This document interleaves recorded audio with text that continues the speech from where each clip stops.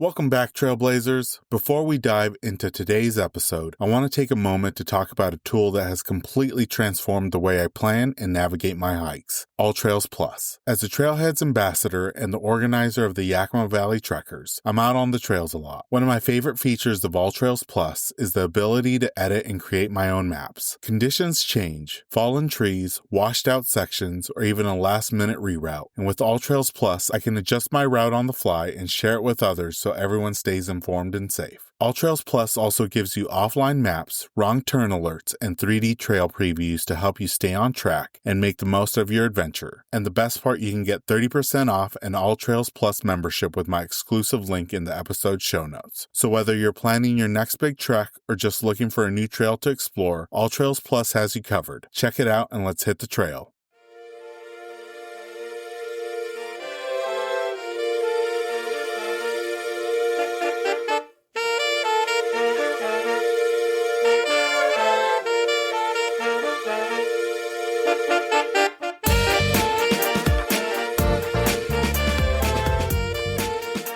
Welcome to Season 11 of the Hikes and Mikes podcast. I'm your host, Ivan, and each week we're hitting the trail through conversations with extraordinary hikers from across the United States. This summer, I've had the chance to sit down with some truly inspiring adventurers, and I can't wait to share their stories with you. From rugged summits to soulful solo treks, their journeys will spark your wanderlust and maybe even push you to take the next step outdoors. In this episode of Hikes and Mikes, we're joined by Maddie, a solo traveler, outdoor content creator, and aspiring wildlife biologist. From road tripping in her Toyota Corolla to finally summiting Angel's Landing, Maddie shares how a breakup led her to rediscover freedom, purpose, and a presence in the outdoors. We talk about her journey to visit all 63 U.S. national parks, what it's like hiking solo as a woman, and how nature has played a key role in her mental health journey. She also shares some powerful wildlife encounters, including a bear charge at Sequoia and why education and leave no trace matter more than ever. Without further ado, let's jump into this episode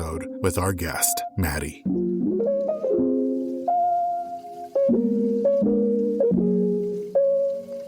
Welcome, everyone, to the latest episode of the Hikes and Mikes podcast. I have a really exciting guest with me today. Her name is Maddie, and she's going to be sharing about the incredible adventures she's been on, both solo and with friends, across the Southwest and this beautiful country. Maddie, thank you so much for joining us on the podcast. We always like to start off by having our guests share a little bit about themselves and how they got started hiking. Well, thank you so much for having me. I really appreciate it. My name is Maddie. I am born and raised in Orange County, California, and you hear that and don't think hiking and camping. But trust me, I've been doing it for a long time. My dad actually raised me camping in the outdoors from when I was 8, 9 years old until I was like 15. We would always go off-roading and fishing and camping. I have some great memories out there. But I found hiking on my own in my adulthood, actually. My first trip to Zion when I was 19, and I just became absolutely obsessed with being able to use your own 2 feet to go a little bit off the beaten path and find some beautiful views, and now I'm just continuing to chase that feeling. And, we talked a little bit about it before we started recording, but your journey as an outdoor content creator has been really great. I really enjoyed your Angel's Landing reel that you recently did and some of your other reels that you've posted over the last couple of weeks and months. How did that journey as an outdoor content creator kind of begin? And did it start as a passion project, or was it a little bit more intentional from the beginning? So this was not my intention at all, actually. I have a personal page with my own friends. I don't let anyone that I don't even know follow my personal page. Unless I've physically seen you in person, you're not following me. But I started doing the solo travel almost 2 years ago now, and I was posting it on my personal page and just felt like I was kind of annoying all of my friends with how much and how often I was going. It was seriously the only thing that people would see on my personal social media. So just out of convenience, I created Maddie and told my friends, whoever's interested in seeing what my trips have been like, you can go and follow it. And it very randomly blew up. The algorithm chose me. I have a reel that now is at 2.7 million views, which is absolutely insane. And ironically enough, it was about not having that many followers. And now I today actually hit 12.5K on Instagram, which is really exciting for me. You know, like I said, it was nothing that I expected or intended. I just made the decision to finally follow through on my bucket list of trying to hit all 63 national parks in the United States. And that's what I'm documenting. And the way you're, hitting these national parks is really awesome is, you're hitting the road. One of the things that really captured my attention from your page is that you're a fellow Toyota Corolla driver. Is that right? Yes, that's actually what I'm in right now. Recording the podcast is in my little 2016 Toyota Corolla. All right. Yeah, I'm a 2017 Toyota Corolla, and I've taken it on many a Forest Service road. So to see a fellow Corolla driver taking their rig out to national parks and other areas was really something that captured my attention. For you kind of shared that you've had this really great childhood with the outdoors, but what kind of inspired you to have this bit of nomadic lifestyle in visiting these parks? So growing up, like I said, I did camp a lot, but I actually never visited a national park. My dad is definitely someone who likes going to less popular areas. My family's originally from Colorado, and my dad was an Eagle Scout and a Boy Scout and all that good stuff. So he always loved the outdoors, but not so much the crowds or being around a lot of people. So I started going to national parks by myself, and I just found this ultimate love for what they're doing. The Department of the Interior keeps these lands protected, or at least did, but they're keeping them as protected as they can now. And I think that having those kinds of places are so important, very different from what I grew up doing, which is just going to like local national forests or like small state parks and finding a camping spot for a weekend, where national parks, the entire point of them is to protect some of the most beautiful places in this country. And, with everything that's going on in politics right now, it saddens me to see that they don't want to protect those areas as much as they could. A huge reason why I'm drawn to those areas at all is because I think that humans, don't do the best things for the earth. As much as we don't want to admit it, have a part to play as to making the earth not as great as it once was. The amount of infrastructure and the amount of buildings and the amount of land that's taken to build more unaffordable housing, and seeing that there are places out there that are protected and are solely meant to be explored is just, it's priceless. It's absolutely priceless. And I can't help but be drawn to it. And I think a lot of people, especially our listeners, resonate with what you just said because,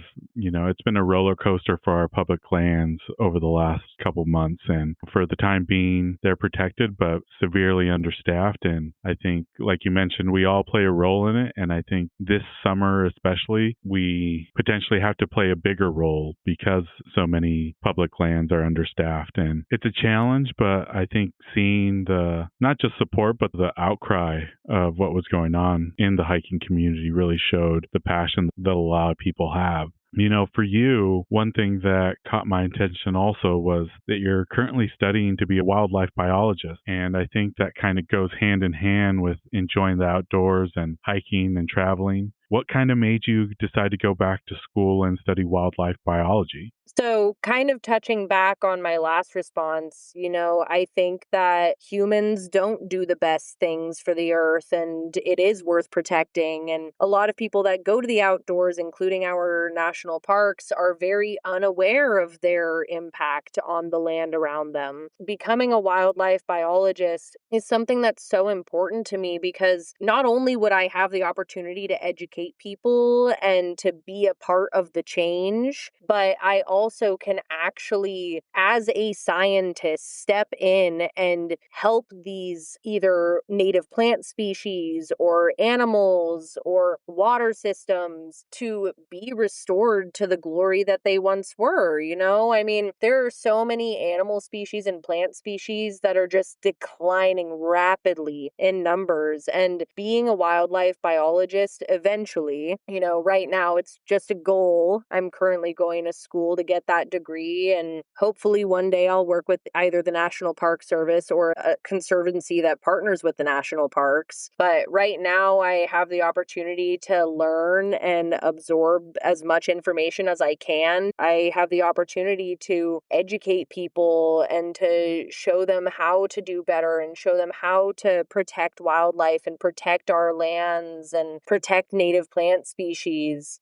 As much as I don't want to admit it, I am a total Karen in the outdoors. If I see someone doing something, I will say something. I totally agree. I think there is a part of people that might not know. So if you don't say anything about what they're doing, they'll continue doing it because they don't know any better. And I mean, there is the other half where they know what they're doing, they shouldn't be doing, but they still do it. You want to kind of correct that action. But I do feel like, especially people that are just getting into the outdoors, a lot of it is just not being educated on how to leave no trace. I think leave no trace principles are huge. And unfortunately, I think a lot of people don't know them or don't know how to actively engage in leave no trace principles. Yeah, I 100% agree. I mean, even just last week, I was in the Grand Canyon and I was just hanging out in my campground and I saw this big family of elk passing through the campground. And for anyone who doesn't know, around April to May is the birthing season for elks. And so from May to about June, the big thing that people are supposed to be scared of is mother elks want to hide their calves in small spaces. They want to hide them under like tree roots or in the corners of buildings. And that's something to be aware of at those times of year. But right now in July and in August and upcoming September, the real thing to worry about is now those babies can walk and those mamas are going to fiercely protect them. And I watched this family just allow their two children, both under the age of 11, get within 2 feet of a mother elk and her baby. I'm not kidding. I caught it on video. I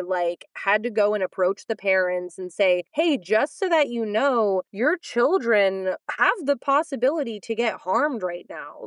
These are mother elks with their babies and they are fiercely protective. I think that if you want to keep your children safe and keep these elk safe, you should go and, pull them out of the situation as carefully as you can, because even besides the kids possibly getting hurt, we have to think long term and what's going to happen to those elk if they end up stomping on a kid. Do you think that they're just going to be like, oh yeah, these elk are just going to run around? Or do you think the people who are unaware of just how metal nature can be, you think that they're going to take care of that problem? You think they're going to take care of that elk? It's realistically, we have to be responsible. It's not the animal's responsibility to make sure that we're giving them the space that they need and we're reading their minds about their comfortability level. We have to be responsible for that. I'm so glad you used that example because one of my group hikes in May, we accidentally came across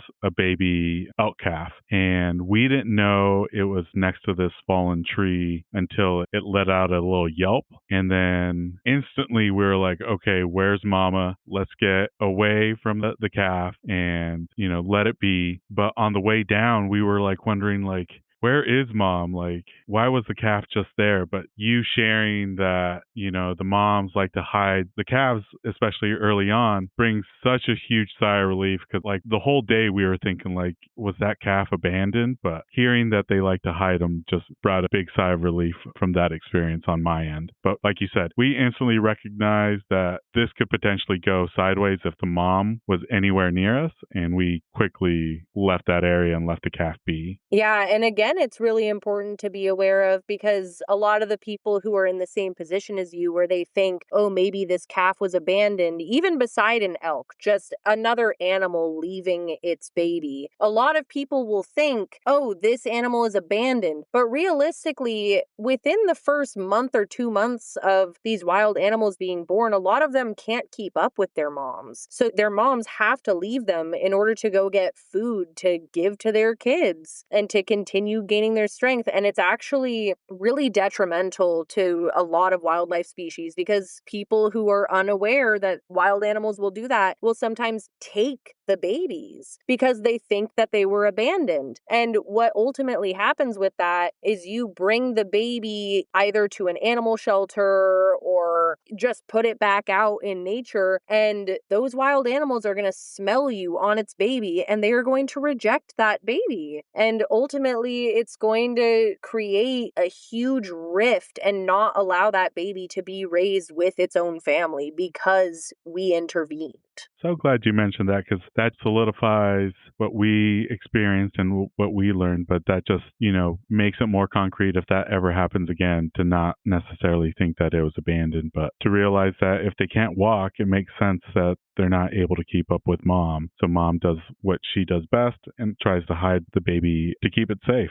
Now, Maddie, we talked early on in the podcast about you recently hiked Angel's Landing and you've been to Zion, I think 5 times. How does it feel to finally check off Angel's Landing off that list for you? It's a huge full circle moment, because Zion is not only the first national park I ever went to when I was 19 years old, back in 2017, but it wasn't my first time applying for the permit lottery. Actually, a year ago, I applied for it and won the permit, but I was traveling with somebody where the circumstances just ended up not working out, where in the middle of the trip, I had to get that person back home. And by the time I made it to Zion, I wasn't able to hike it, even though I had won the permit. And I was so bummed. It's been a bucket list hike of mine for a long, long time now. And then literally just last week, I won the permit and I drove through the night to get to Zion, and I did it. And it was not as scary as I thought. I'm not someone who's scared of heights.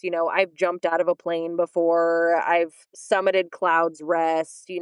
I've done solo hiking a lot into very rural areas. But Angel's Landing was something that was almost advertised as like being one of the most dangerous hikes in the United States. And yes, it is dangerous. I'm not saying it isn't, but it wasn't as daunting as I thought it would be. It was really hot out the day I went. I made it up all those iconic switchbacks, and I kept on saying to myself, this is so exhausting. Like, these switchbacks are just taking it out of me. Maybe I'll just hit the top and I won't do it. Like, I was getting a little nervous doing the hike. And then the second I turned that corner and I saw those chains, I was like, oh yeah, this is getting done today. I can't even explain the feeling. It's like a shot of adrenaline ran through me. I had new life enter me. I did it, and it was beautiful and amazing and so much fun, and the views were incredible. But I did have to get out of there pretty quick, because actually there's some reels going viral right now of these girls who got caught in a monsoon doing Angel's Landing. That was on the exact same day that I did it, just 2 hours later. I was aware of the monsoon incoming, so I knew to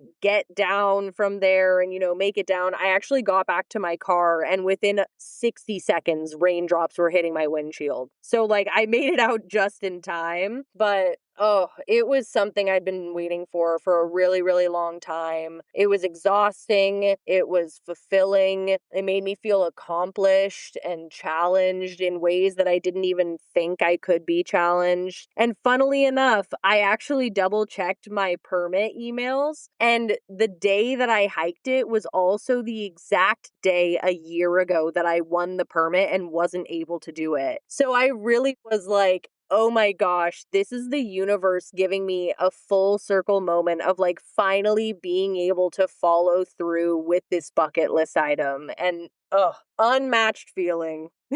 Oh, that's incredible. Exactly a year to the date. One thing I was going to mention is from your reel, it looked like you had a beautiful day, but that just shows how quickly things can change in the Southwest. Those monsoons could just come at any moment. You think it's far away, and then, within a few minutes, it's coming right upon you. So I'm glad you were able to summit it in nice weather and then get down safely. I was very grateful. I will admit, though, on the way down, I could see the clouds creeping in, the gray clouds. And I was like, oh my gosh, oh my gosh, oh my gosh. I was like, what if I don't make it? It was so bad that even the rangers left Angel's Landing and stopped checking permits. They went down themselves. They were like, yeah, we're not getting caught in this monsoon. And then, Maddie, I got to ask, because I think there's two camps when it comes to switchbacks. There's the people that count them so they know exactly how far they have to go, and then there's the people that don't count them because they don't want to know. Which camp do you fall when it comes to at least Zion? I'm not counting them. I'm just trying to get through them. I will admit, don't get me wrong, I'll check all trails afterwards and I'll be like, oh my gosh, how much was that? But at the time, I am not counting anything. I'm counting one foot in front of the other. That's what I'm doing. I actually am working on a reel right now for my page. That's what I show you versus what you don't see. And one of the things is I set up my phone on Angel's Landing right at Walter's Wiggles, those iconic switchbacks. I think it's a set of like 20 of them. And you hear me very, very quietly just because the camera's far away. But you hear a guy coming down as I'm going up. And he's like, you only got a few more. And I go, oh, thank fucking God. Like super out of breath.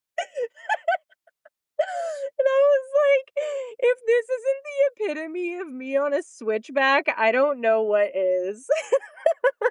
I'm right there in your camp with, I don't want to know the number until after. And then once I reach my destination, I'll check all trails and then figure out what I just did. But in the moment, I just focused at reaching my destination. That's crazy that people are taking the time to count them while they're hiking. Like, what?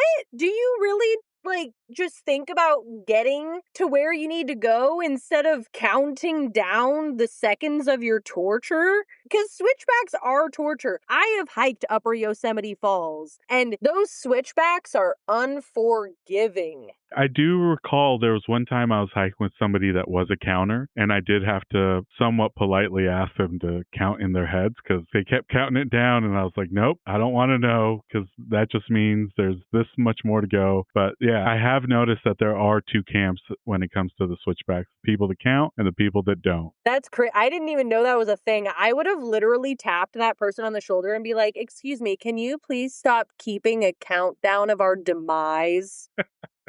I should have used that when I was speaking to the person.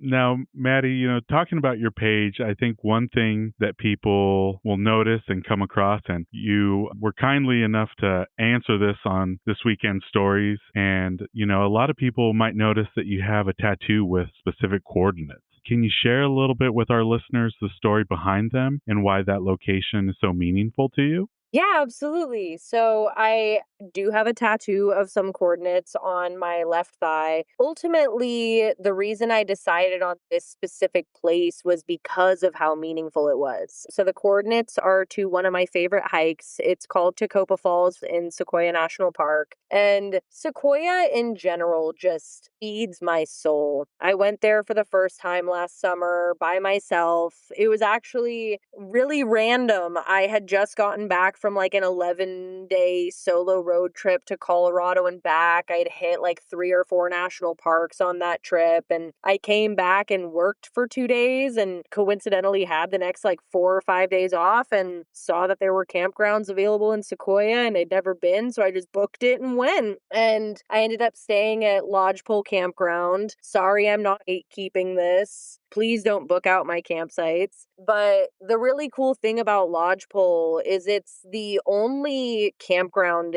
in Sequoia National Park that is for tent camping at the top of the mountain. And literally right across the bridge through the campsite is the start of this trailhead to Tokopah Falls. My first time there, like I said, I went alone. I ended up meeting a group of really great people who actually didn't have a place to stay for the night. I offered my campsite to them. We all ended up camping together. As a thank you, they cooked me some dinner. We all slept and woke up the next morning and went and hiked to Tokopah Falls for the first time. And it was so fun. It was my first time making friends, like real friends in the outdoors. And, we jumped off the rock and into the pool below the falls and made our way back. And my second time back to Sequoia was a couple months later, and I actually had a really intense bear encounter that I still have yet to share on No Maddie. But to give you guys a little bit of insight into what happened, I was doing a solo hike really early in the morning because I love a sunrise hike, especially in the summer, try to beat the heat. And I was out on trail, the only person on trail. I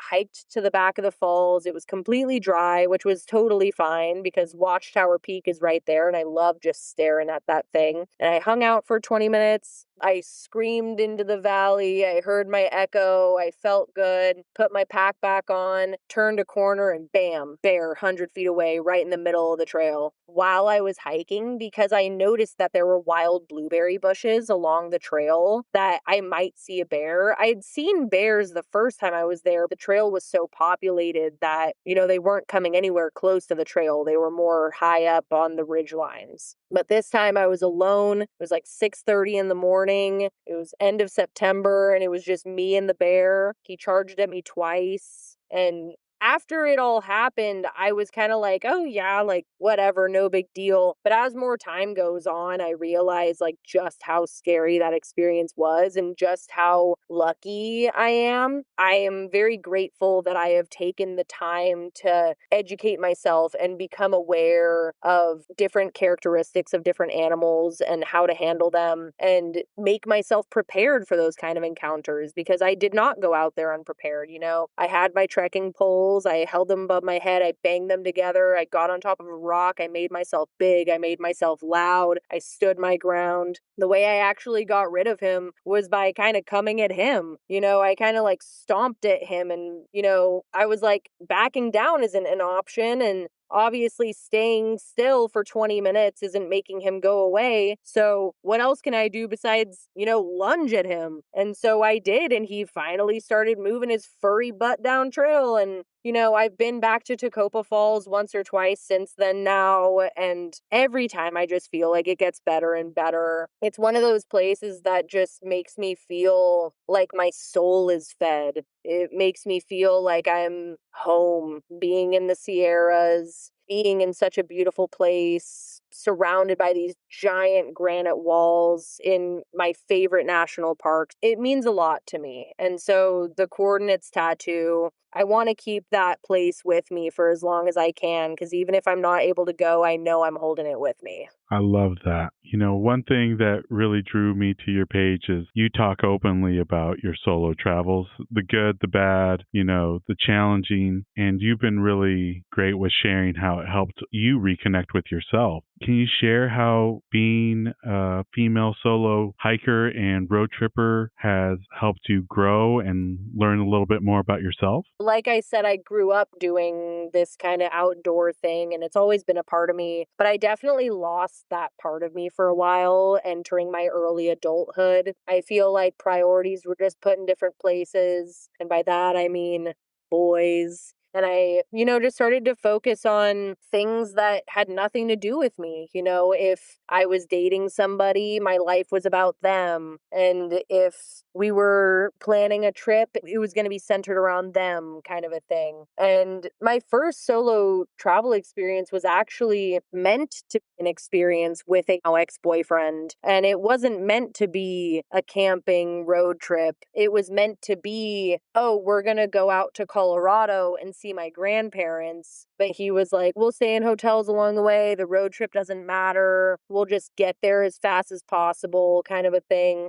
And, our relationship ended probably a month before that trip was supposed to happen. And, it was a really hard time in my life. It was a long-term relationship that ended out of the blue with no closure. And it left me in a really bad place mentally, emotionally, physically. But as the time got closer to taking the trip that we were supposed to take, I just kept thinking to myself, I still want to do this. So how can I do this? I started thinking about what I want and what I need in life, what makes me feel good, what fulfills me, what gives me drive, what gives me my reason to live. And I started reconnecting with myself and realized that a huge part of me was being the little gremlin forest girl and camping and getting dirt under my nails and sleeping on the floor. And, I missed that. I missed getting to explore. I missed getting to get outside of Orange County and see what the world is all about. And so instead of waiting around for somebody to see if they wanted to go, I just went on recreation.gov and booked some campsites at national parks and said, you know what? I'm not waiting for anyone. I'm just going to go and make this happen. So I did. And I stopped in the Grand Canyon. And I made my way to Mesa Verde, and I got to Colorado to see my family, and I had such a good time in the Grand Canyon. I actually made a friend of mine that I'm still friends with today, my friend Brandon, that I completely changed my plans and went back to the Grand Canyon on the way back from Colorado. And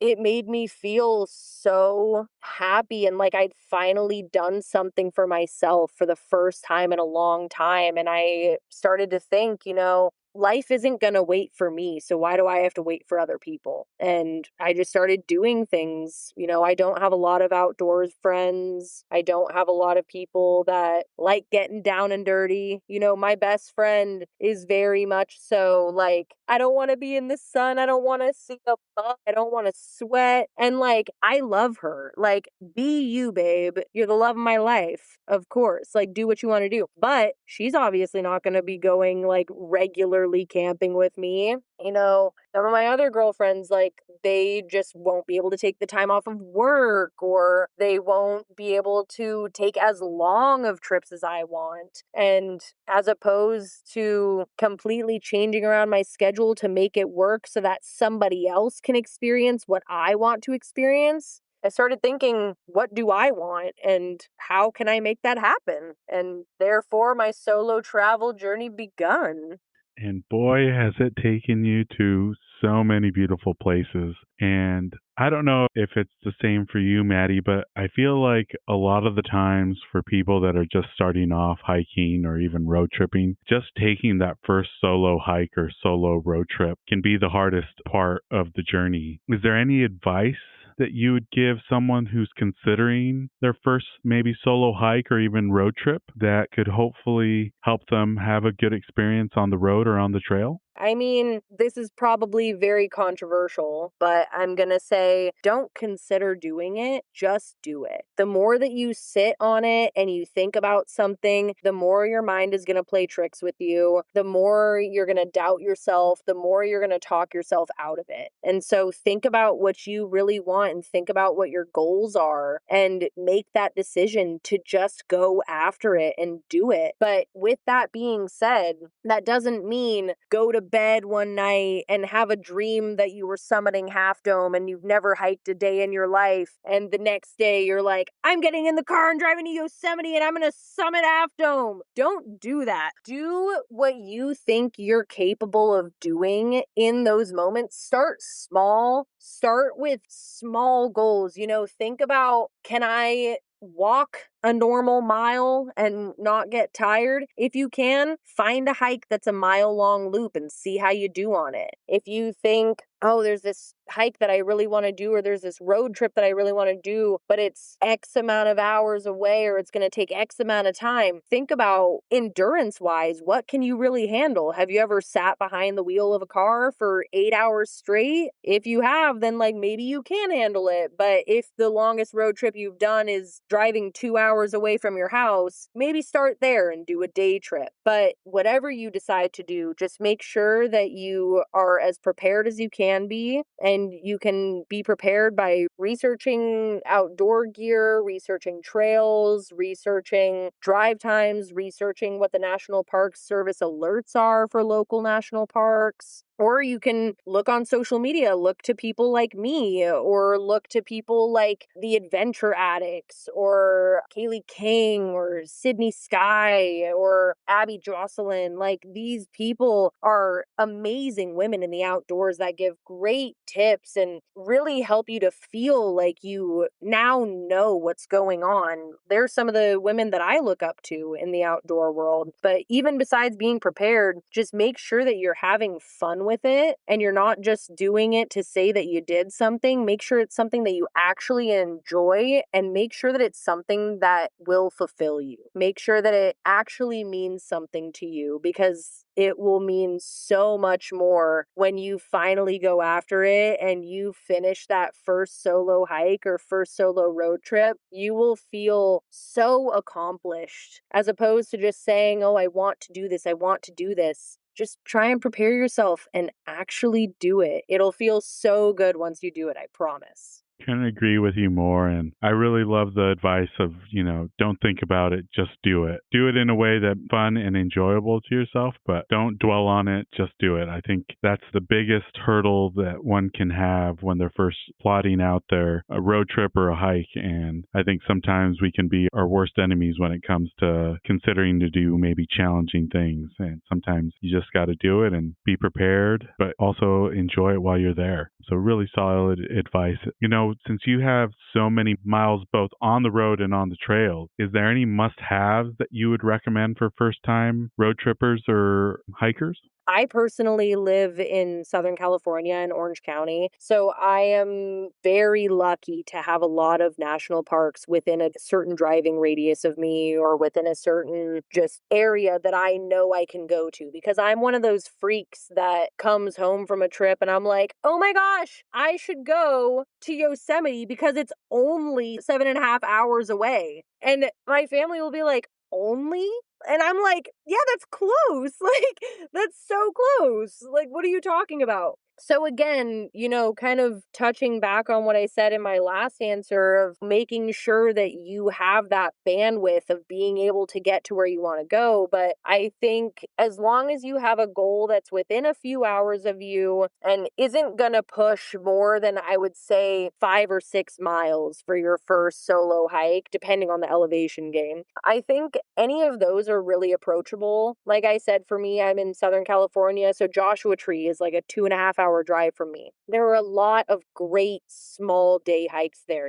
I've made an entire day about Joshua Tree. Keep an eye out on Maddie. Actually, this week I have a full itinerary of what to do on a day trip in Joshua Tree coming out. And so, I was able to go and hike something like, I want to say like 13 miles in one day all around Joshua Tree, but not in one hike, in multiple different hikes. So that's another great way that you can break up how much you're doing in one day, is find a spot that's local to you and find some small hikes, but multiple of them, so that you get to go and experience new sites, new things, new areas that you're going to, and get to see what that's like. Or let's say you're going to Sequoia for the first time. I'm going to rep my coordinates tattoo. Tokopah Falls is only like 4.6 miles round trip with less than 600 feet of elevation gain. It's not a super strenuous hike. It's a great place to start if you want something easy. Also in Sequoia, the Congress Trail, I think it's like 3 miles total for the loop. Loops are a great place to start when you're doing solo hikes, is being able to find a small loop where you know that you're you're going to be going around to a place and it's going to take you exactly back to where you started. Because out and back, for people who aren't experienced, they can get a little frazzled when they get to that end point of like, what do I do now? Where do I go? How do I get back? And it's like, no, it's just out and back. You just have to turn around. And Maddie, I think the more trips people do, the more confidence they get. And, I think everyone that's been hiking for a while will have an encounter that, tests not necessarily their courage, but just it tests them in a way that they were unexpecting. And like for you, you've been able to share about your bear encounters, but for those that maybe haven't had a wildlife encounter that was a little bit nerve-wracking, and sometimes you see on social media or even friends will play a role in it by saying, be safe out there, which I've learned is kind of making it seem like you're not being safe out there. So one thing I'm actively trying to do is just saying have fun out there rather than be safe or be careful. Is there any tips that you would give for building up one's confidence and managing those fears, like a wildlife encounter or maybe breaking down on the side of the road? Definitely. I mean, doing your research beforehand is very, very, very important. You never want to go into something not knowing at all what you could be facing. I mean, I even do research as little as what animals are native to the area that I'm going. And sometimes I even fail at that. Like I was just in Bryce Canyon like a month ago, and I didn't realize that mountain lions are actually native to the area, which luckily I didn't see any while I was there, but it would have been smart on my part to do that research ahead of time so that I was fully aware of what could happen,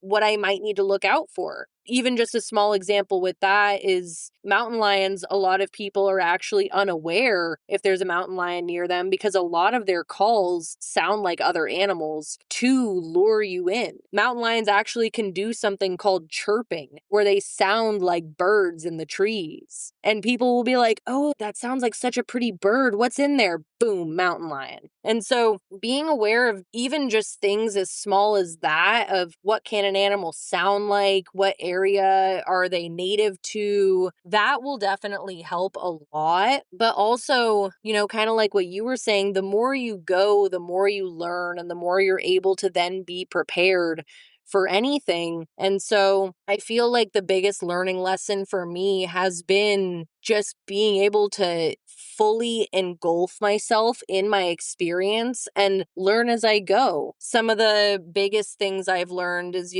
don't trust everybody. I definitely have a problem with that. I'm obviously very chatty, and I will definitely talk to people when I'm in the outdoors. But you have to remind yourself, like, not everybody is out there to be your friend. There are people that may not have great intentions. And so the way that you have to think about it is I can be kind without divulging every piece of information of me to these people. Another great thing is to be aware of what you have and the benefits of it. Something that I didn't even realize my hiking packs had until I want to say 4 months into owning hiking packs is almost all hiking packs have an emergency whistle attached to them that are built in, a part of that thing. Even just being aware of such small things like that can help you in an emergency situation. Making sure that you're familiar with your gear. If you buy a new tent, don't just buy a tent and take it to the outdoors. Buy the tent, take it home, practice setting it up, become familiar with it. Because realistically, what could happen is you could take it to the outdoors. Maybe it's missing a pole. Maybe the instruction manual is completely gone. And now what? You don't have a shelter? So try to do your research as much as possible and make sure that you're as prepared as you can be with the circumstances given. I mean, Mother Nature is metal and she's not there to make us comfortable,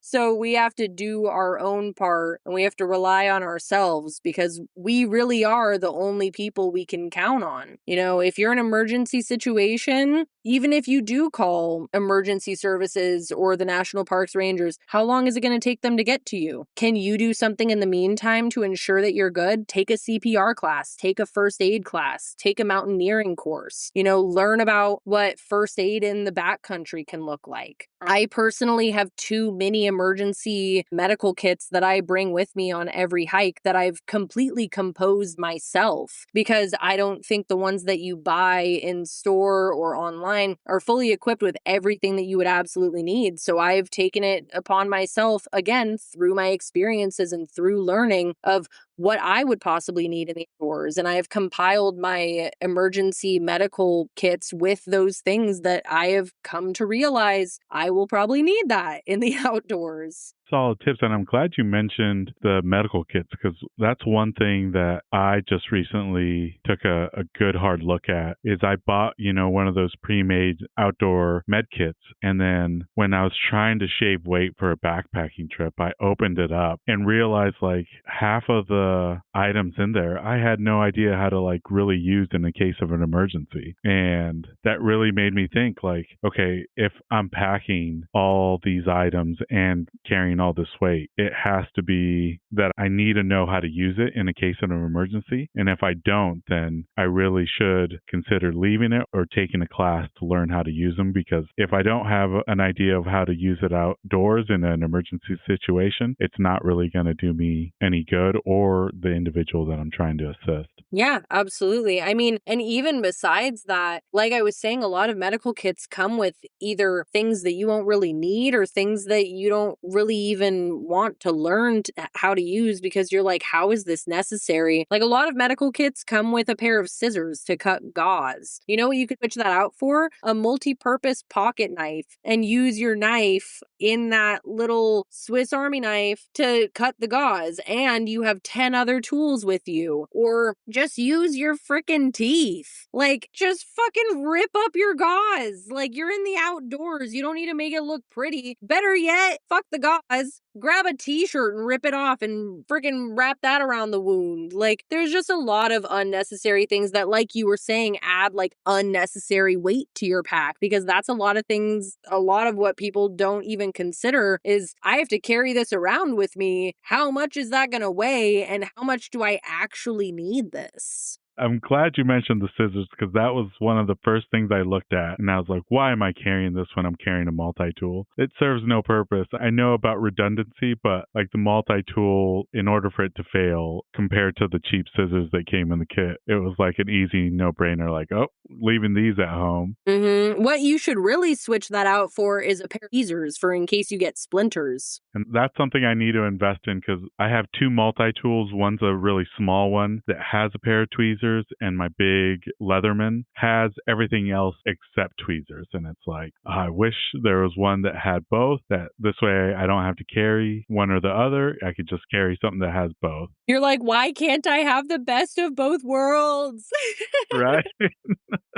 Now, Maddie, kind of switching gears, I think for a lot of us in the outdoor space, being out in nature and even being on the road can be a really healing journey. For those that are dealing with mental health issues, I think it could really be a positive experience to be out in nature. And I think the science is showing that, being out in nature, even for a short period of time each day, can have huge improvements, even if it's just going for a quick walk. And you've been really open about your mental health journey, including battling depression, anxiety, and imposter syndrome, which I think a lot of us in the social media space can tend to feel at times. How has nature played a role in your healing and growth? I mean, like you said, I was diagnosed with severe depression and anxiety ever since I was, very, very young. And just because you have it for longer doesn't make it any easier. Actually, it kind of touching on what you were saying, research does actually show that like spending time outdoors outdoors can improve your sleep. It can improve your breathing. It reduces symptoms of depression. It motivates us to exercise.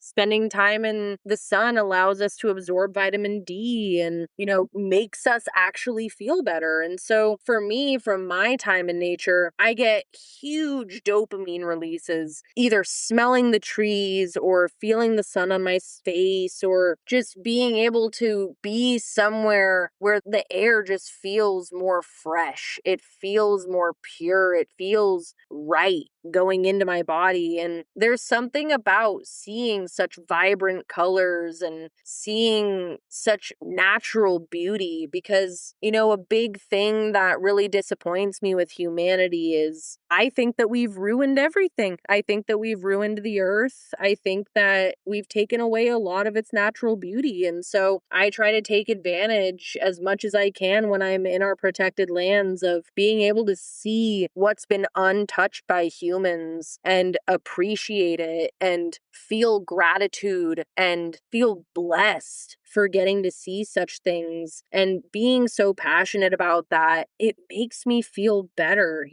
just a feeling that's unmatched. I could be out here back at home, going through a really difficult time. I could be having a depressive episode. I could be having panic attacks every day. I could be unable to get out of bed. But the second I hear or think of the words road trip, I feel like life has entered my body again. It makes me feel like, oh my gosh, I finally get to go to some of my favorite places and breathe that fresh mountain air and see those beautiful pines and swim in that gorgeous, fresh, snow-melted river. I mean, how can that not make you feel better? I mean, plus it's hard to not feel pretty accomplished and proud of myself after hiking like 10 plus miles in a day. Like, just in terms of like the actual scientific benefits of it, being outside, being pushed to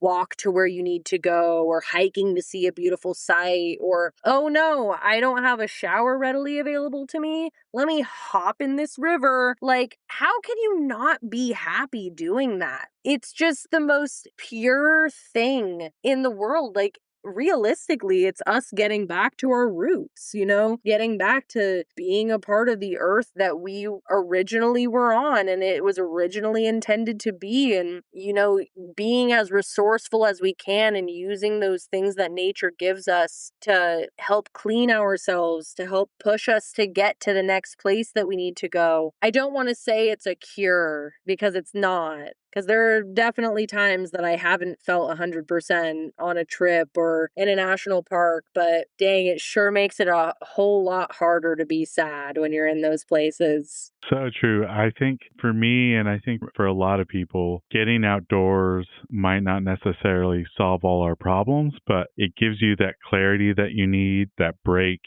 For me, I've always come back from the outdoors better than how I went in, whether it's dealing with stressors from work, from personal life. They're still there, but being outside and then enjoying what nature has to offer, a good moment of clarity and a break to be able to approach those challenging situations. And I feel like the outdoors is a big part in a lot of people's lives, including myself, that it's almost like a mainstay. Like I need it to be a part of my life on a weekly basis, if not on a daily basis. And that kind of brings me up to the next question, Maddie, because, you're a student, you're a content creator, you're a traveler, you're a hiker. How do you balance all these aspects while still enjoying nature? Well, not perfectly, I'll tell you that much. It's definitely hard. I do have to compromise quite a bit in each area of my life to make any of it work. In regards to school, this summer, I was really lucky to,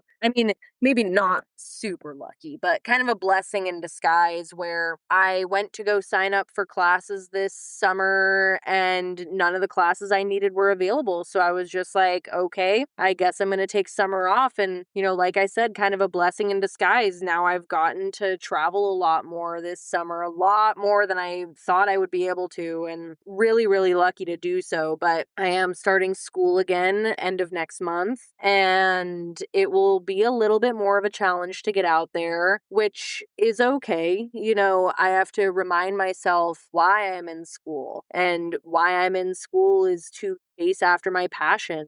I'm 26, almost 27 years old, and I just now went back to college with the actual intention of getting a degree. I've gone to college on and off the last 10 years without really a plan, without a goal, without even wanting to be in college, because I just thought I was wasting money because I didn't even have a major in mind. I was like, at this point, I would just be going to college to get a degree in who knows what, so that I can get who knows what kind of job. Just say I have a degree. But I'm really lucky to have found my passion in life, and that passion has taken me back to getting educated. And so I have to remind myself, this is worth it. This is for a good reason. This is so that I can hopefully eventually spend my life in the outdoors. Being a wildlife biologist does not mean sitting in a lab. It means being out in wildlife and doing my job. And that sounds like the dream to me. So even in the moments where I'm not able to fully do everything exactly the way that I want to, I'm able to balance it enough to make it feel worth it to me. Even if that means taking the summer off from school and traveling as much as I can for 3 months, and then going back to school and maybe taking a trip or two before the end of the year, that's okay. As long as I know my eventual place will be in the outdoors, I think that makes it ultimately worth it. I think the goal for a lot of us is to be able to do both, but not make it feel like a job, like it's a 9 to 5. Yeah, and exactly like what you were saying with like having to find that balance, but not wanting it to feel like a job.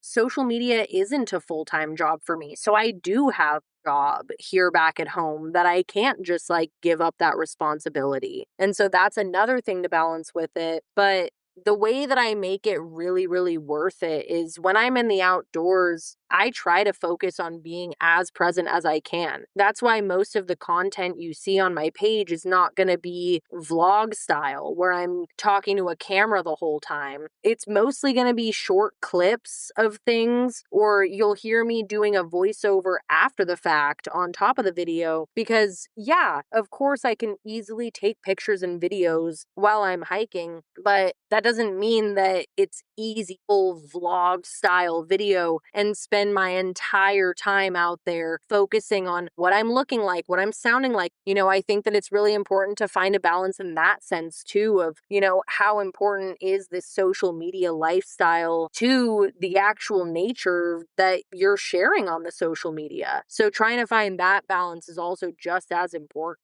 So true. And, I think you're honest that it's not easy. You can only see so much on social media, but it is a balancing act, and there's a bit of compromise in order to be able to do all the things that you want to do. And same for me, it's a balancing act in order to be able to enjoy the outdoors, to work, to do social media, to do the podcast. It's definitely something that is ever evolving, and you just have to roll with the punches sometimes. But in the end, it's very rewarding when you do get a chance to be present out in nature and you realize why you're doing everything that you're doing is to be in those moments. Yeah, for sure. I mean, that's what makes it all worth it. For you, Maddie, I think one of those moments that captured my attention that is really high on my bucket list, and I always want to try to do it each year, but it just hasn't lined up, and that's catching Firefall in Yosemite, which is just an iconic, super famous natural phenomenon that happens. And you were able to visit Yosemite and capture that experience. Can you share a little bit about witnessing Firefall in Yosemite? So my experience with the Yosemite Firefall was actually so random. Again, another bucket list thing. But I went to Yosemite for my first time this last October. And a couple weeks after leaving, I was like, I need to get back there. I need to. So I got really unlucky the first time I went. And my campground was in Hodgdon Meadow, which for those of you who know Yosemite National Park, you know how out of the way it is. But for those of you who don't, it's like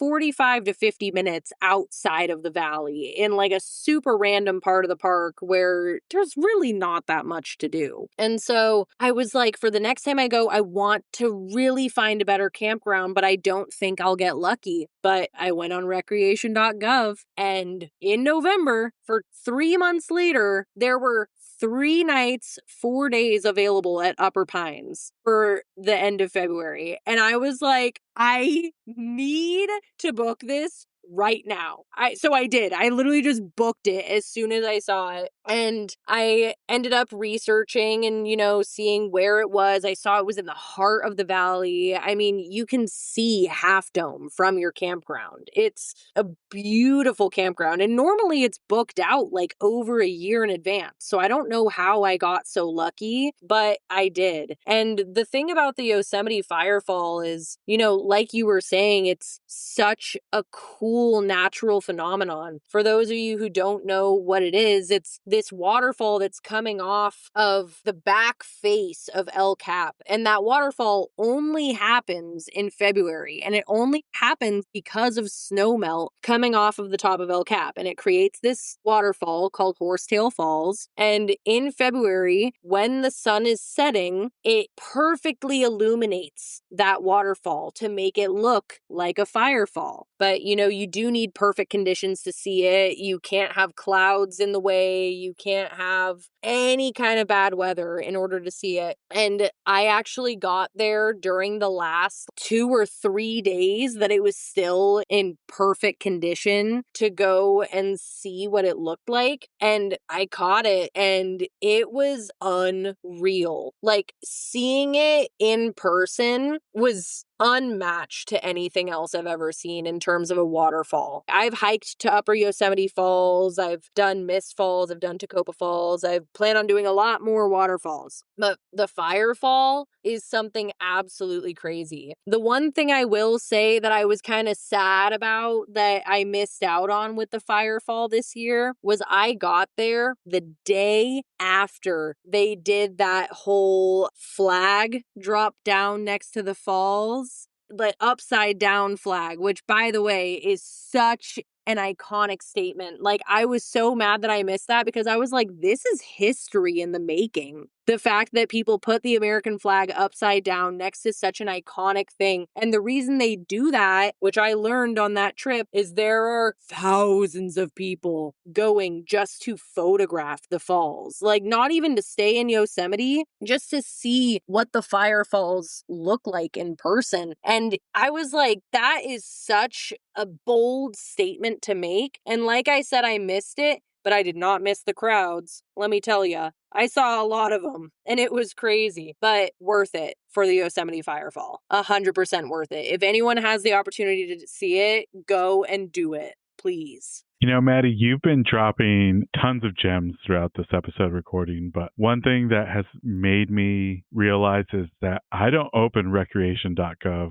enough. I think I need to replace like some of my scrolling on Instagram and start just perusing recreation.gov, because a lot of these iconic moments that you have had been just you opening up and, looking at a campsite or applying for permits and being able to get it. Is that something that's part of your regular routine, to just check to see what's available in maybe the coming weeks and months? Oh, yeah, all the time. I would say on a weekly basis, I'm checking out recreation.gov, whether it's for permits or available campgrounds, especially right now with the defunding of the national parks. It's a lot harder to get reservations. It's a lot more difficult to get into national parks. A lot of the national parks are doing timed entry reservations, which you need to go on recreation.gov to get. And, you have to stay on top of that to make sure that there are things available. But there are also things that I want to do this year that I'm not even sure if I'll have the opportunity to do, but just to continue to check to see if I will, I continuously check recreation.gov. Like, again, I'm not gatekeeping this, but please be nice to me, people. But I'm trying to go to Crater Lake by the middle of September because this is the last time in the next 3 to 4 years that we will be allowed to swim in the deepest lake in the United States. It's over 1,000 feet deep, which is crazy. But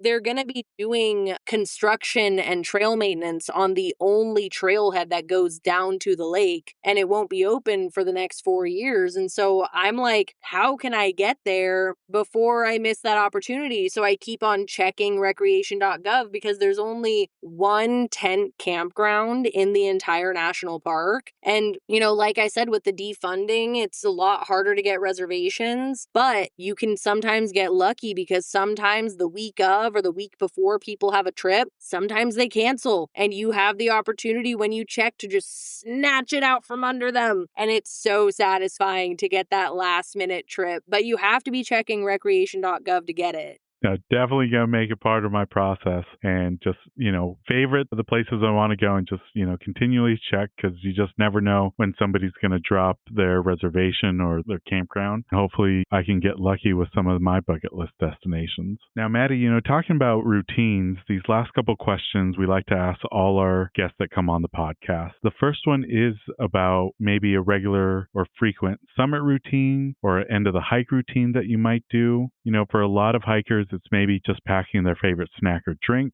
For others, it's a moment of zen. And then for a lot of us, it's that favorite meal afterward. Is there a regular custom or routine that you like to do when you reach your destination or maybe when you make it back out? Yeah, of course, when I get to my destination on a hike, I always try to sit at either the top of the summit or just the end of the trailhead where I'm headed and just sit for a few minutes in silence, listen to the nature around me, absorb everything that's around me, take it all in. But the real guilty pleasure is not something that I do when I get back to camp or when I reach it. It's what I'm doing along the way, which judge me as much as you want, but I will eat a minimum of 2 raspberry Uncrustables on almost every major hike. I think it's so necessary to bring an Uncrustable on your hikes. I think it's literally like one of those must-have gear items is like keeping an Uncrustable in your pack because it just makes you feel like you're doing like the best job ever.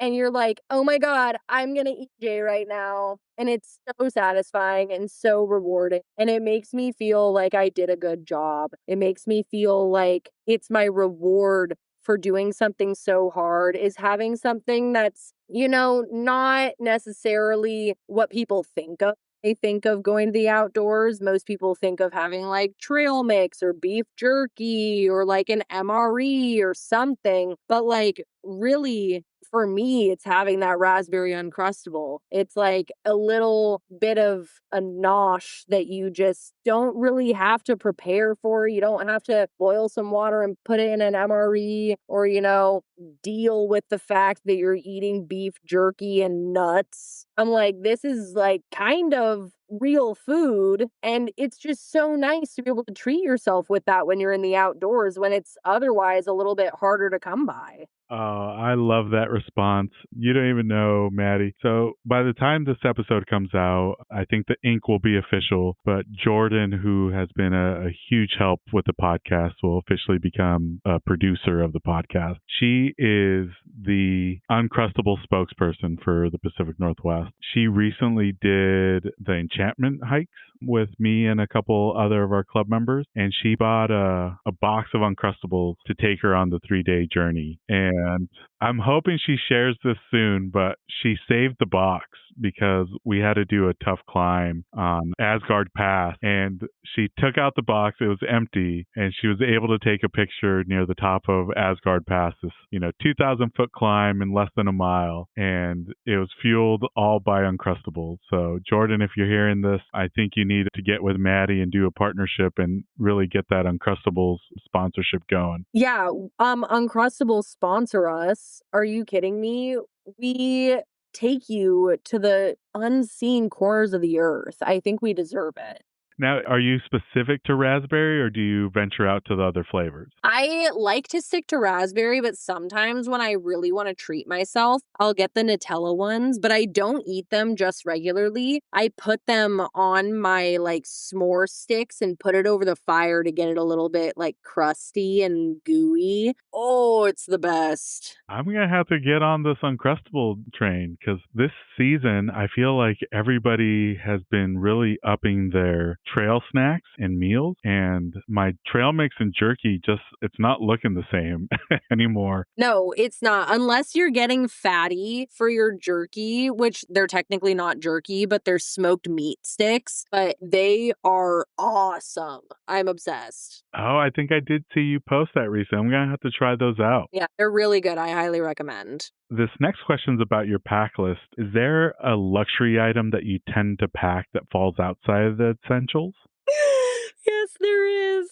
And I feel the judgment coming from the listeners. But in the US, I don't know if this is like a widely known US department store, but at least in California, it's pretty well known. It's called Five Below, like a department store where everything in there costs $5 or less. And I was in there a couple months ago and I found that they had a portable fan slash like portable charger. And it actually like folds into itself. So it becomes like pocket size. It's really cheap. It's not good quality at all. The portable charger barely works. But the fan part of it is so luxurious to me because I'll literally like keep it in my pack, especially during these summer months. And when it's really hot, something that people, should be aware of when they're hiking in extreme heat or in extreme cold is there are three main ways to bring down or bring up your body temperature, and it's the back of your neck and your feet. And as long as you're taking care of those three areas, you should be able to monitor your body temp relatively closely. But in those day hikes during the summer where it's so hot that you feel like you're going to get heat stroke or you're dehydrated or you're just so hot that you can't keep going, I love to like get a little bit of like a sip of my water out of my bladder, and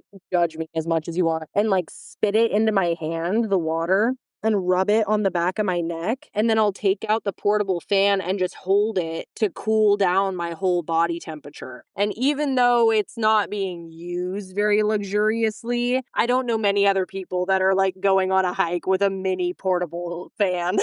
It's like a little bit extra, but it helps me. I'm using it for a practical purpose, and it was only $5, so sue me. Oh, that's a good one. Because when I was living in Phoenix, that's one thing I did see. And it was those spritzer fans where it had the fan attachment, but then it had like a little chamber of water. And on some of those early spring hikes where it's still like 90, close to 100 degrees, I was a little envious of people just spritzing and misting themselves, where I was like dumping a little bit of water on a bandana and putting it on my neck to try to cool down. The fan in certain situations can come in pretty clutch, I think. Oh, yeah. It's definitely been a game changer for me. Now, Maddie, we're on the second half of 2025. There's still plenty of time to enjoy the outdoors this year. Is there anything exciting on the horizon that we should look out for? Like I said earlier, I really want to try to make it to Crater Lake before the end of the summer.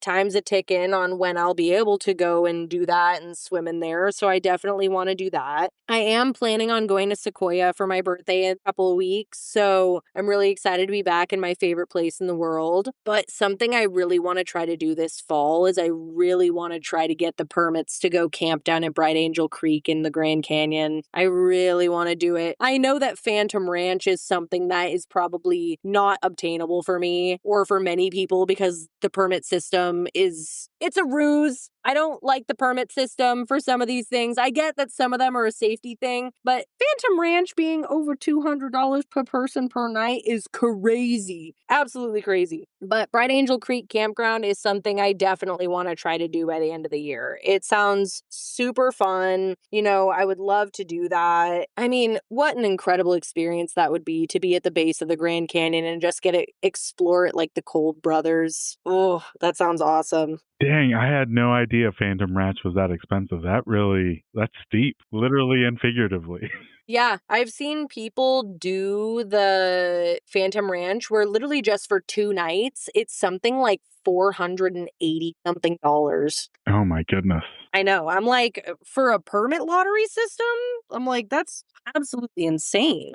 Well, that was it, Maddie, for the regular questions. This last section of the podcast is the this or that questions. I'm going to give you 10 hiking-related topics, and you just choose which one you prefer out of the two. You're more than welcome to say neither or both, and feel free to elaborate on your decision on any of them. But the first one is, if you had to choose between these two, would you prefer to do a narrow ledge or creek crossings? Narrow ledges. As much as I enjoy getting in the occasional river or pool of water below some falls, I'm not a huge fan of getting submerged in water, but I am a fan of danger. So narrow ledges it is for me.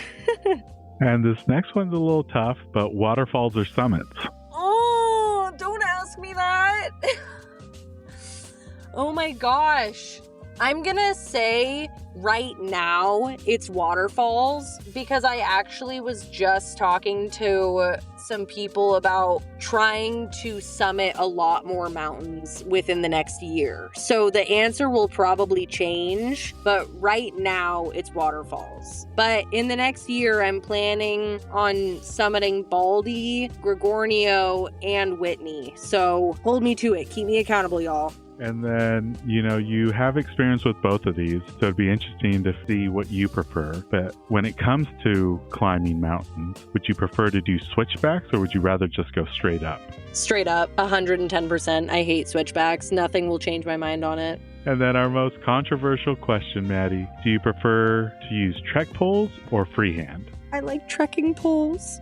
But hey, there are so many benefits to them. They actually help with your joint flexibility, with how much shock you're putting into your joints and your muscles. It helps to distribute your weight more evenly between your legs and your arms. There are a lot of great benefits. I mean, I used to have really bad knees and couldn't do long distance hikes until I got trekking poles. Oh, yeah, definitely. They have helped me with any knee issues that I've had, being able to use them, and especially when it comes to backpacking, they're a huge relief. Oh yeah, especially for the people that don't do long distance hiking. When they start doing it, they don't realize how swollen their hands will get if they don't have trekking poles, because they're not keeping motion in their arms and keeping the blood flowing, and having trekking poles helps with that. No, very true. I've tried a few times to hike without trekking poles, and I can instantly feel it in my hand, just, the blood pooling up, and I'm trying to figure out what to do with my hands in order to get the circulation going. I almost feel lost without trekking poles now.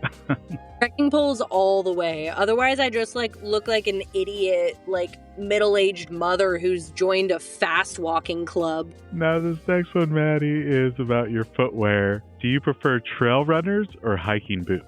I like hiking boots a lot more. I have the North Face women's hedgehogs, and I wouldn't trade them for anything in the world. And then this next one's a tough one because it's about trail systems. Do you prefer a loop trail or an out and back trail? When I first started hiking, I think it was more towards loops, but now that I'm more experienced and I like to do more long distances, I definitely like an out and back a lot more. I like knowing that I have a point A to a point B to go to, and on the way from point A to point B, I can become familiar with the area that I'm gonna be taking to get back to point A. I like that comfortability and familiarity of doing that. This next one's about your gear. When it comes to cleanup after a hike or a trip, do you do it right away or do you wait till later? I mean, what's considered right away? Because I definitely won't do it the second I get home. But the next morning, yeah.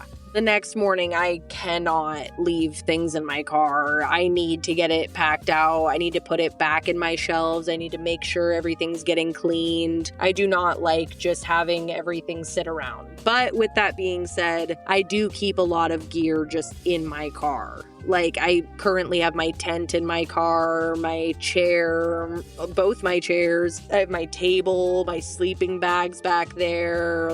I keep quite a bit back there just full time. And then I think you've answered this one already, but do you have a preference between sunset hikes or sunrise hikes?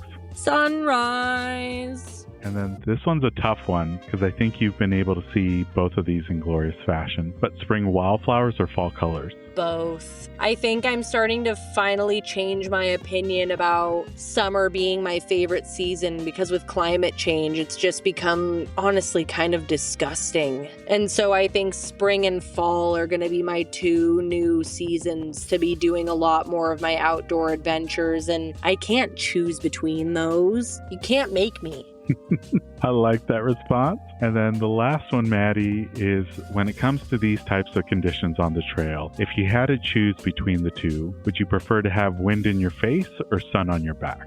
Probably sun on my back. I'm not a wind girl. I get really annoyed with my hair getting all over the place. I would much rather be baking than feel like God is trying to blow me off trail. I'm like, just let me hang out in this oven for a second. I'll cool down when I hit the river. Well, that was it, Maddie, for the this or that questions. If folks want to follow your journey both on social media and some of the projects that you're working on, where are some of the best places they can find you online? Yeah, so my handle is Maddie on all social platforms, Instagram, Facebook, and TikTok. I also have a website through beacons.ai/Maddie, and you can follow me along for all upcoming projects. You never know what's coming in the future. And Maddie, you have been an ambassador for some great companies. Be able to plug some of those companies that you're working with? Yeah, absolutely. So I recently became a brand ambassador for Cure Electrolytes. They're a great all-natural, vegan, gluten-free, non-GMO company that makes some really tasty and really great quality electrolyte powders. I use them, I love them, and I highly recommend that you do as well. If you go to my website that I listed before, there's a code in there to get 20% off your first order. And I also just signed an ambassador program with a company today. But if you want to learn about that once it gets finalized, you'll just have to follow me to find out. Awesome, Maddie. And we'll be sure to put those links in the episode show notes so people can follow your journey along. It has been an absolute pleasure to speak with you about your experiences, Maddie, and I can't thank you enough for coming on the podcast. Really looking forward to what the rest of the year has to come for you, and I'm really hoping you make it out to Crater Lake this year. Yes, thank you. I really appreciate you for having me. It was such a pleasure being able to talk to you and, being able to share my story, get to talk to another person in the outdoors that shares the same love. And that brings us to the end of this episode alongside Maddie. We extend a heartfelt thanks to them for joining us on the podcast. Be sure to follow them on Instagram at @NoMaddie, NOMADDIIE, and by checking out the episode show notes. This episode of Hikes and Mics was produced by Jordan Smith. Follow her on Instagram at jordan.journeys. New episodes will be dropping every Monday with occasional bonus episodes on Fridays. To ensure you never miss out on these thrilling tales, remember to hit the like and subscribe button. Your support means the world to us. Don't forget to check out our vibrant community on Instagram at Hikes and Mics. We'll be sharing episode visuals, my own personal hiking content, and so much more. Let's stay connected and continue to inspire each other on this remarkable journey. As we bid farewell, remember to tread those happy trails, embrace the great outdoors, and keep the spirit of adventure alive. Until next time, my fellow explorers, happy hiking. This episode's music was created by Ketsa. Follow him on Instagram at Ketsa Music. This episode is brought to you by Ursa Minor Outfitters. Folks, I'm absolutely in love with my loon mug. It's handmade, it's an absolute piece of art. Whether it's at the office or at the house, people keep asking to check it out. If you're not a loon fan, they also have other beautiful mugs for wildlife fans of moose, bears, and eagles. They specialize in products highlighting the outdoors and local pride through quality design by local artists. They've even started expanding into items beyond mugs, like apparel, dog accessories, and soon candles and more. They also try to partner and highlight other small businesses, and in some cases, forego profits in lieu of charitable giving to help their community, such as the dog rescue. So check them out, UrsaMinorOutfitters.com, and enter promo code HikesMikes10 at checkout to receive 10% off your order. And for our four-legged hiking partners, they also have a portable silicone dog bowl and also a sweet over-the-collar dog bandana. Go check them out, UrsaMinorOutfitters.com, and don't forget to enter promo code HikesMikes10 at checkout to receive 10% off your order.